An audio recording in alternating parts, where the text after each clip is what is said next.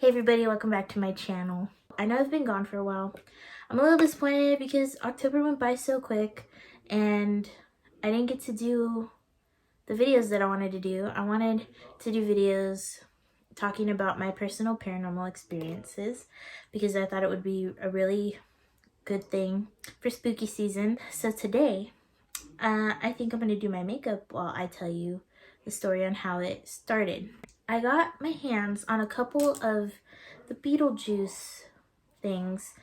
I got the Barbara waterliner and I also got Lydia's lipstick. I also found these mascaras at the dollar store and I thought it would be cool to try these out too. I don't think I'm going to use the blue one today. This one is literally blue. I don't know if you can see that, but... And then this one looks like it's probably black on camera, but it's not. It's like a really dark purple. I don't even know if you'll be able to see it. Yeah, it just looks black on camera, but that's what that one looks like. I think I'm going to be using the purple one today to see if it gives me like a little hint of purple under these lashes that I also found at $1.25 store. They look really cute. Oh, well, I mean, on camera they probably don't look good quality, but look at that. Okay, so let's get into it. So I'm gonna start off on where everything first started to happen. But before that, I'm gonna backtrack a little bit and tell you about what my mom told me. So my mom's always told me that I started to see, I guess, spirits ever since I was like 3 or 4. She told me that I used to tell her that I would be scared to sleep in my room because I would see my dad's dead grandma. She died before I was born, and apparently I would always tell my mom that I could see her, and she would really scare me because she wasn't a nice lady. Everybody told me she was kind of really mean, just a mean old lady. So that's when it all started, was when I was younger and I used to see my dad's grandma, apparently. I don't remember it, but my mom told me I would always tell her that. Then after that, it just takes place into the blue house. The blue house was my aunt's old house that we had moved into because she couldn't afford to live in that house anymore anyway, and she ended up moving in with my grandma due to mental health reasons. She suffered with severe schizophrenia. When we first got to that house, I felt kind of weird. I would feel very uneasy being there, and I didn't know why. I thought maybe it was just because it was a new atmosphere. It was kind of in the middle of nowhere. There was a bunch of houses and then just a giant field, and then my school was down the street. We didn't have any stores or anything. And it looked kind of like desert almost. After a couple months of moving in, I started to get the feeling that I was being watched all the time. After we had like our beds and everything in the rooms, I had to share a room with my siblings. So it was just the 4 of us in a room, which worked out well because we were all young, so we were all very small and we didn't take up that much space. My mom started tucking us in at night. I started telling her, like, Mom, I'm scared. And at first she just thought, oh, no, it's normal, like my daughter's scared of the dark. I wasn't scared of the dark, and I told her I just feel scared and I don't know why. And she started thinking it was a little weird. I didn't really know how to talk about what I was truly feeling because honestly, I didn't really know what I was feeling. It was pretty bad. It would literally get blazing hot in the house at night, and I would just refuse to take my blanket off because it made me feel safe and like whatever was there couldn't touch me. So it started off with feelings of somebody watching me, to then starting to feel like something was getting very close to my face when I would sleep, because I would do this thing where I would put the blanket over my ear if I was sleeping on my side, because I always felt like something was gonna either whisper something into my ear or poke me in the ear. Then, as time went on, my parents argued almost every single day. I think, honestly, it started to feed it. And one of the very first things physically that started happening to me there was every time my parents would argue, I started seeing the black shadow that everybody talks about seeing during their childhood. The man with no face, and he wears a hat, and he's just a shadow. You can't see any features on him. I started seeing him quite a bit, and it would be every night. He would stand in the doorway because my dad would make us sleep with our door open at night, which I hated. So I tried to describe to my mom what I was seeing, and she didn't really understand what I was saying. I ended up drawing it, and I think it creeped her out because she didn't really say anything when I showed it to her. And I think she thought it was just my imagination. Maybe I was just under a lot of stress because we had just moved, and hearing her and my dad fight all the time wasn't helping. And I still see him sometimes to this day. He's never left, but he's never really done anything either. I feel like he does feed the negative energy though when it comes to stuff like that. My great-grandfather lived with us, and he only lived with us for a little while. After he left, I ended up getting his room. I started to hear knocking on my window at night. It started happening after a few weeks of me sleeping in that room. It took a while for it to start happening, but my window was facing the front yard of the house, so anybody could have just walked up and started knocking on the window. Well, I was too afraid to look outside the window. Then it kept happening, so I told my mom again. I always tell my mom these things, by the way, because I could never talk to my dad. So I tell her this, and she thinks it's somebody walking up to the window at night and just being creepy, because the neighborhood slowly started to become very unsafe. So my mom decides to go and lay in the living room one night and listen to see if somebody was coming up in the front yard and knocking on the window, because the living room was right next to my room, and it also had a window that was facing the same direction my window was, so you could see my window. So she's laying there, she dozes off for a little bit from what she told me, and I was fast asleep, which I was glad. The nights that I actually fell asleep early, I was thankful for, because I used to be so scared. She hears the knocking, and she rips open the curtains and looks outside. And to her avail, she realizes nobody's there. And I wasn't making it up. And that was her first time experiencing what I had been experiencing. After that happened, she had told me that my grandpa was telling her stuff about seeing old flapper ladies in his room at night. He told her that he woke up and he saw ladies dancing in his room, and that one night he thought that me or my siblings had been in there and was running around in there, but that he soon realized that it wasn't us. I never saw the dancing ladies, but I did see, it's giving me chills thinking about it. I did start seeing a little girl. I saw her a couple times. I honestly ignored her because I was terrified of her. And eventually, stuff started happening to my little sister.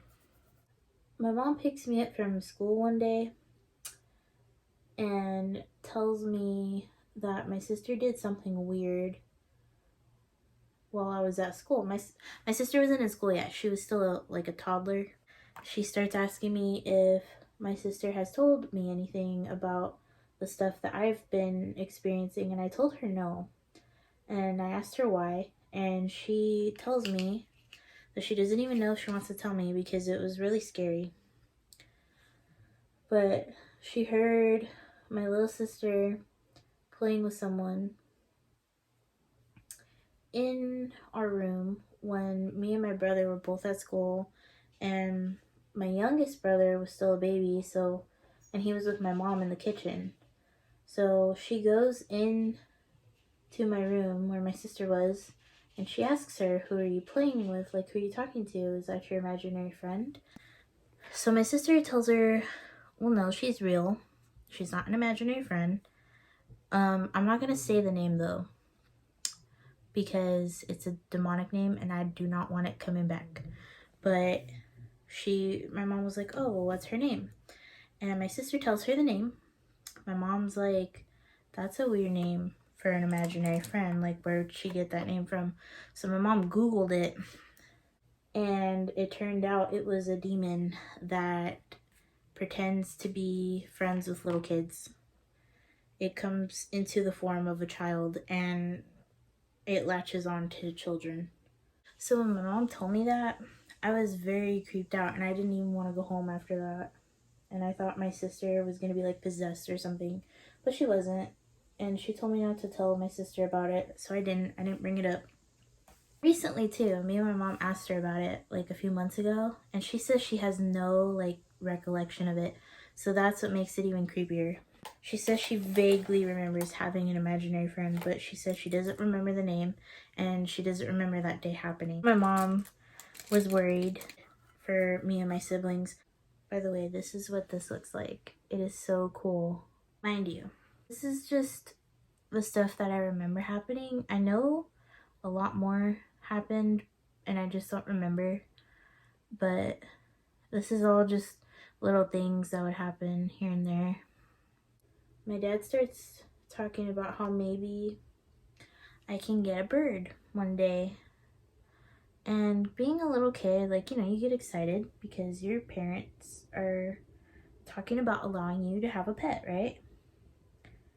So when we go, I see that the bird is only $13, but in kid brain, you don't really think about how much all the other stuff would cost. So I start asking my mom and dad if I could get a bird that day. Now I was surprised because my dad kept his cool in the store and I didn't know that he was upset that I asked that. And I only asked like twice. I went on the drive home disappointed, but I didn't show it. But when we got home, my dad yells at me to go to my room and I didn't even know why. So I go to my room and I'm just sitting there wondering why I'm in trouble.